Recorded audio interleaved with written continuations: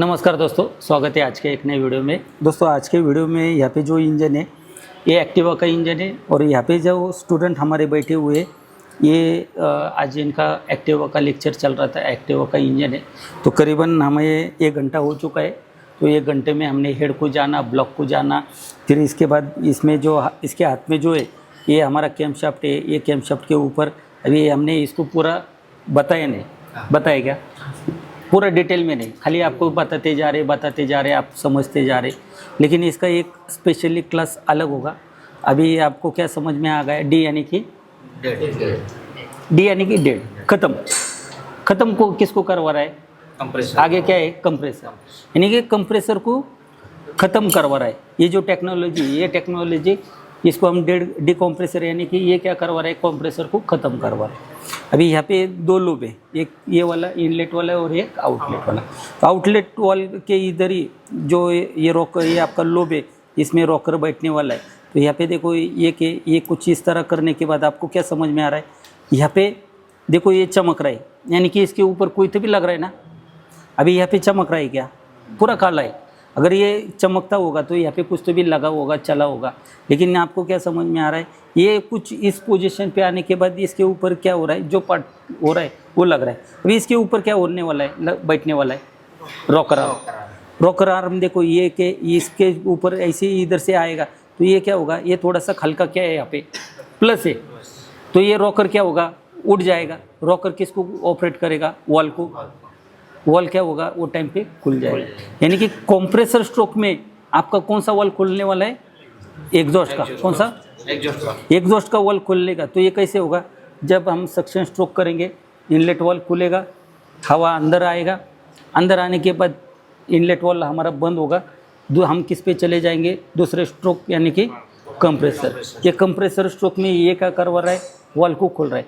यानी कि ये देखो ये आपका पिस्टन का टॉप डेड सेंटर, ये आ गया बॉटम डेड सेंटर। ये पहला सेक्शन टीडीसी से बीडीसी आ गया, हवा अंदर खींच लिया। खींचने के बाद ये पिस्टन वापस ऊपर जा रहा है। वो टाइम पे अगर हमारा एग्जॉस्ट वॉल खुलेगा तो जो भी हवा है ये ऊपर कंप्रेस किया ना, तो थोड़ा सा ये कंप्रेस करवाने पे ये ऊपर जा रहा है तो हवा को क्या कर रहा है? दबा रहा है। जैसे ही एग्जॉस्ट वॉल खुलेगा हवा क्या होगा? तो कम आपको यहाँ पे हवा कम दबाते आप, यानी कि कम दबा रहे, यानी कि वहाँ पे इंजन के ऊपर, किक के ऊपर या स्टार्टर के ऊपर प्रेशर नहीं आए। इसके लिए ये जो चीज़ है, और ऑलमोस्ट ये गाड़ी कौन चला रहा है? लेडीज चला रहा है। तो लेडीज अगर ये कंप्रेसर टाइट होगा तो एक आपका गाड़ी चालू होने में, अगर बैटरी है, बैटरी की भरोसा है क्या? इलेक्ट्रॉनिक पार्ट की गारंटी है क्या? कुछ भी हो सकता है। तो उसके लिए उसको किक मारना आना चाहिए। उसके लिए ये डिकम्प्रेसर बिठा है, बराबर। दूसरा है, ये बिठाने का मकसद क्या है? ये आपके स्टार्टर को क्या करवा रहा है? पावर। अगर मुझे इंजन घुमाना है तो वहाँ पे स्टार्टर के ऊपर प्रेशर आ रहा है ना। अगर ये क्या करवा रहा है? स्टार्टर के ऊपर प्रेशर कम आ गया, यानी कि स्टार्टर की लाइफ बढ़ गई। स्टार्टर के ऊपर प्रेशर नहीं, उसके वजह से इंजन में पहले स्टार्टर थे बड़े बड़े थे, आज देखेंगे तो छोटे छोटे स्टार्टर आ गए। क्यों आ गए? यही टेक्नोलॉजी की वजह से आ गए, बराबर। तो ये हो गया हमारा यहाँ पे। अभी यहाँ पे अभी हमने क्या किया? मैग्नेट खोला। मैग्नेट जैसे भी खोला तो सारा का सारा बोल्ट है, जो स्क्रू है या 10 नंबर का बोल्ट होगा। ज़्यादातर 10 नंबर के बोल्ट आते, जो बोल्ट है उधर के उधर ही लगाना है। अगर बड़ा बोल्ट लगा दिया तो ये क्या होगा? ये कॉइल को काट देगा। किक मारने के बाद मैग्नेट घूमेगा ये एक जगह पे, तो इसको काट देगा तो गाड़ी चालू होगा क्या? अभी यहाँ पे जैसे हम खोलते तो 1 2 3 4 5 6 कॉइल क्या है आपका? एक जैसे। ये 2 कॉइल क्या है? अलग दिख रहा है। तो यहाँ पे जो कलर है ये ब्लैक के ऊपर रेड वायर है, और यहाँ पे दिख रहा है आपको येलो कलर और वाइट कलर। क्या दिख रहा है? येलो और वाइट। आपका एक्टिवा का वायरिंग हुआ ना? हाँ, एक्टिवा का हुआ, शाइन का हुआ, इसका हुआ। लेकिन एक्टिवा का वायरिंग में ये इसमें से कितना वायर बाहर आ रहा है? 3 वायर बाहर आ रहा है। एक हरा कलर, एक येलो कलर, एक वाइट कलर और एक ब्लैक पे रेड। तो ब्लैक पे रेड वायर ये किधर जा रहा है? सीढ़ी से EST कॉइल। अगर ये कॉइल है यानी कि रेड पे ब्लैक पे रेड वायर है, अगर इसका करंट, ये करंट अगर सीढ़ी को नहीं जाएगा तो गाड़ी चालू होगा क्या, गाड़ी स्टार्ट होगा क्या? इसके लिए ये जो कॉइल है ये अलग दिख रहा है। तो ये जो दोनों कॉइल का जो करंट अगर मैग्नेट इसके ऊपर साउथ पोल नॉर्थ पोल अगर इसके ऊपर चलेगा तो इसमें से प्लस माइनस एसी करंट बाहर निकलेगा। अगर ये कॉइल का करंट हम स्टार्टिंग के लिए यानी कि गाड़ी चालू करवाने के लिए लेते तो इसको हम स्टार्टिंग कॉइल बोलेंगे। और ये जो कॉइल है ये आपका चार्जिंग कॉइल आ गया। ये चार्जिंग कॉइल में से एक वायर होगी आपकी येलो कलर की, वो होगी लाइट के लिए। तो खोलो दोस्तों, इस तरह हमारा लेक्चर होता है। पहले भी एक बार हुआ, अभी रिपीटिशन है। अगर हेड ब्लॉक के लिए हमें कम से कम एक इंजन सिखाना है तो 3-3 4-4 घंटे देते, एक टेक्नोलॉजी की सिखाते, एक चीज़ों को।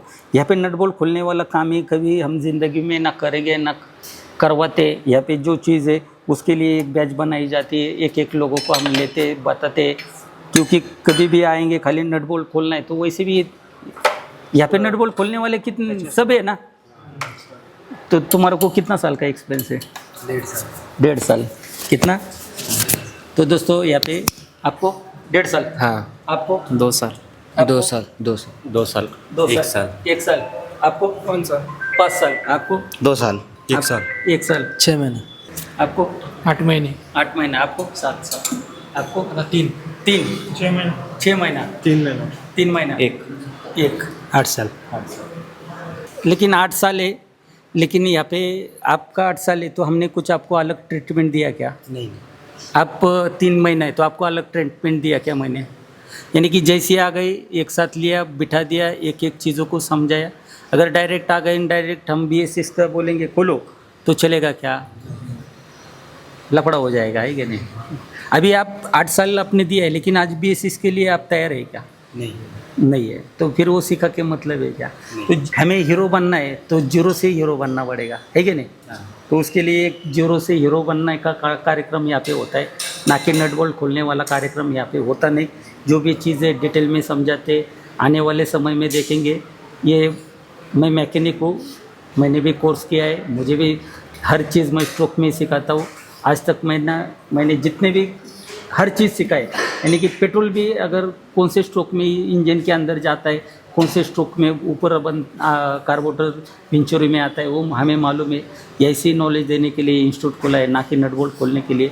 यहाँ पे आने वाले समय में देखेंगे तो इंडिया में नहीं पूरे वर्ल्ड में अगर कुछ अलग सिखाने वाला BS6 में होगा तो मैं होऊंगा।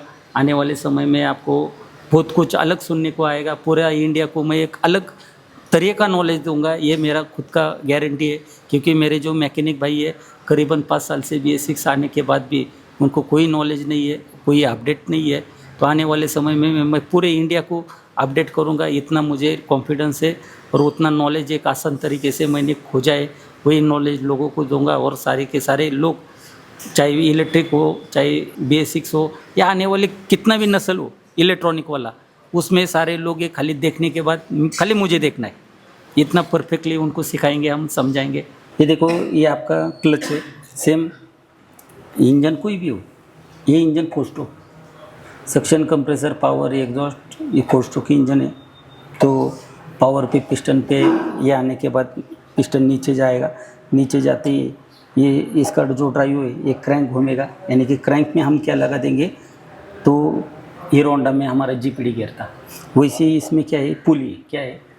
पुली क्यों दिया है? क्योंकि इसका जो ट्रांसमिशन है इधर से उधर ड्राइव देने का, यानी कि जो ड्राइव ट्रांसमिशन इधर से उधर जा रहा है वो बेल्ट में जा रहा है। क्या जा रहा है? इसमें चेन नहीं है, इसमें गियर नहीं है, इसमें क्या दिया गया है? बेल्ट है। तो बेल्ट को, ये बेल्ट अभी हमने चाक घुमाने के बाद कौन घूम रहा है? इंजन घूम रहा है क्या? नहीं घूम रहा है। लेकिन इंजन घुमाने के बाद भी चाक घूम रहा है क्या आपका? लेकिन ये कि ये ड्रम घुमाने के बाद आपका क्या हो रहा है? चाक घूम रहा है। तो आपको ये कि समझना है इसका ड्राइव कहाँ से कहाँ किस तरह चला जाता है। देखो, लास्ट में मुझे इसको घुमाना है, उसके लिए ये आपका ये वाला प्लेट आ गया है, बेल्ट आ गया है, नीचे ये FMD आ गया। तो ये देखो ड्राइव किस में आ रहा है? इसमें। ये तो ये जो पुली होगी, एक होती है ड्राइवर पुली और एक होती ड्रिवन। तो ये ड्राइवर है, ये क्या करवा रहा है? ये सारे चीज़ को चला रहा है, यही चला रहा है ना। तो ये हो गया ड्राइवर, और ये कि ये ड्रिवन हो गया, ये चला रहा, इसको चला रहा है। तो ये हो गई ये जो वाला पुली, ये पुली है इसमें, ये पुली बेल्ट के ऊपर दबाना है, बेल्ट को मुझे क्या करना है, दबाना है उसके लिए। लेकिन लास्ट में मकसद क्या है, इसको घुमाना है। तो इसके ये अंदर यहाँ पे क्या दिया है, क्लच शू। ये क्लच शू हम अपने सारे लोगों ने खोला है। इसके अंदर क्या होता है, स्प्रिंग होता है। और यहाँ पे ये जो लेदर है, ये लेदर क्या होगा, इसको पकड़ लेगा ब्रेक शू की तरह।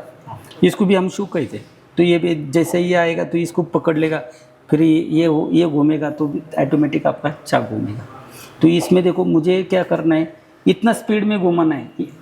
तो स्पीड में घुमाने के बाद यहाँ पे क्या होगा, सेंट्रीफ्यूगल फोर्स से ये बाहर आएगा। बाहर आने के बाद इसको ये क्या करेगा, पकड़ लेगा। तो इसमें कैसे पकड़ेगा, क्या क्या पकड़ेगा अपन देखेंगे। तो ये देखो, एक 22 नंबर का बोल्ट खोला, यहाँ पे 19 नंबर का खोला, किसमें 17 नंबर का होगा।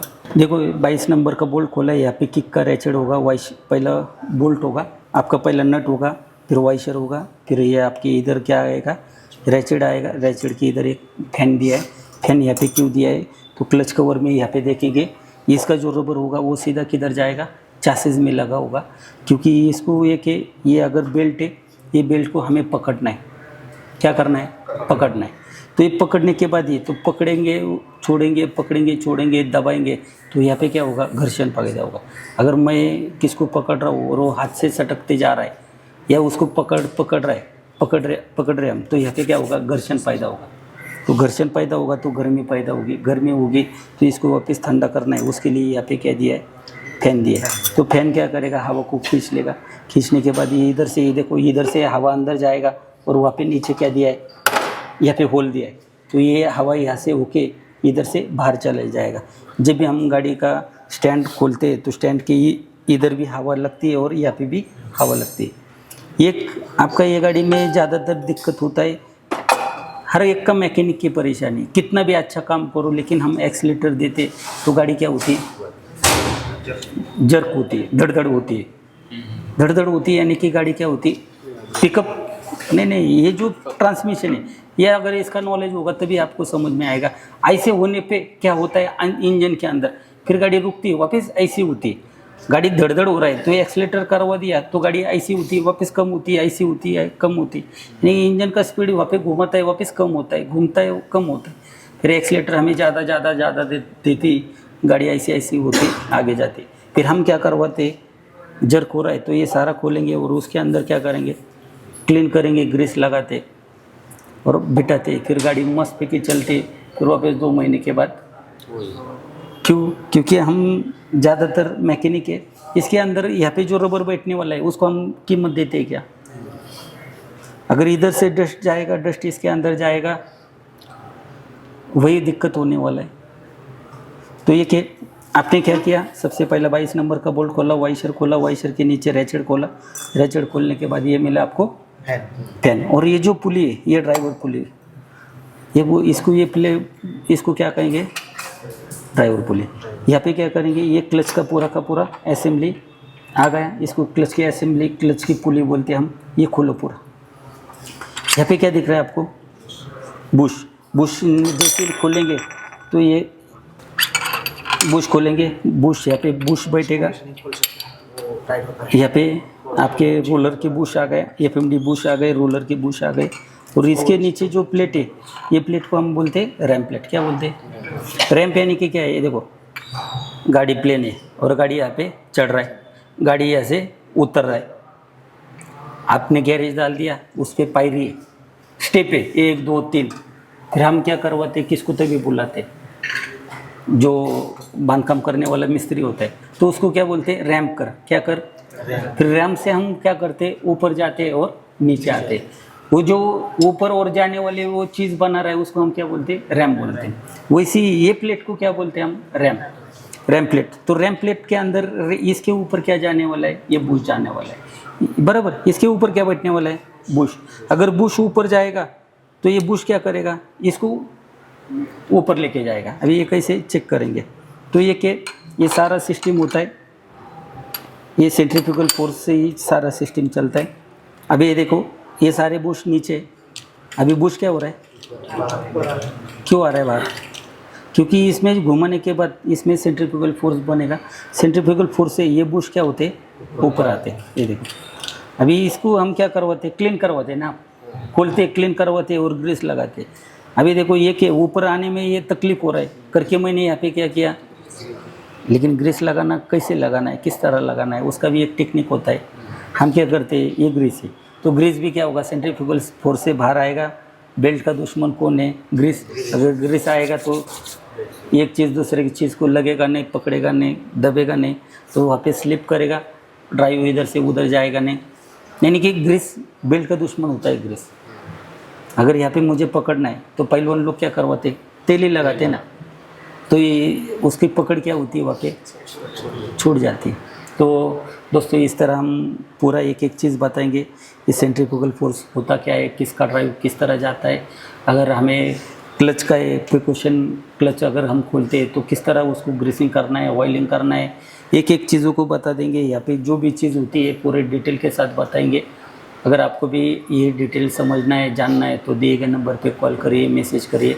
दोस्तों मेरा जो इंस्टीट्यूट है पुणे महाराष्ट्र में, मेरे पास 2 टाइप के कोर्स चलते हैं। एक चलते 4 महीनों का जिसमें हम जीरो से हीरो बनाने का काम करवाते। यहाँ से जाने के बाद हमारे स्टूडेंट को मैं इंजन नहीं सिखाता हूँ, मैं सिखाता हूँ टेक्नोलॉजी। अभी ये एक्टिवा का इंजन है, कौन सा इंजन है, 4 स्ट्रोक इंजन है, तो सारे इंजन है हमारे 4 स्ट्रोक है। 2 स्ट्रोक का भी बंद हुआ तो 2 स्ट्रोक का यहाँ पे मैं काम नहीं सिखाता हूँ, 4 स्ट्रोक का। लेकिन एक एक चीज़ों का यहाँ पे नॉलेज दिया जाता है, कौन सा वायर किस तरह जाएगा, कहाँ पे जाएगा, किस तरह जाएगा। तो अगर आपको भी पूरा नॉलेज लेना है और आपको एक अच्छा मैकेनिक बनेंगे ना हम लोग, 100% ना, फिर लोगों को बुलाए क्या नहीं बुलाए। अगर आपको भी आना है तो 4 महीनों का बाइक मैकेनिक एक्सपर्ट का कोर्स करना है तो दिए गए नंबर पे कॉल करिए, मैसेज करिए। धन्यवाद।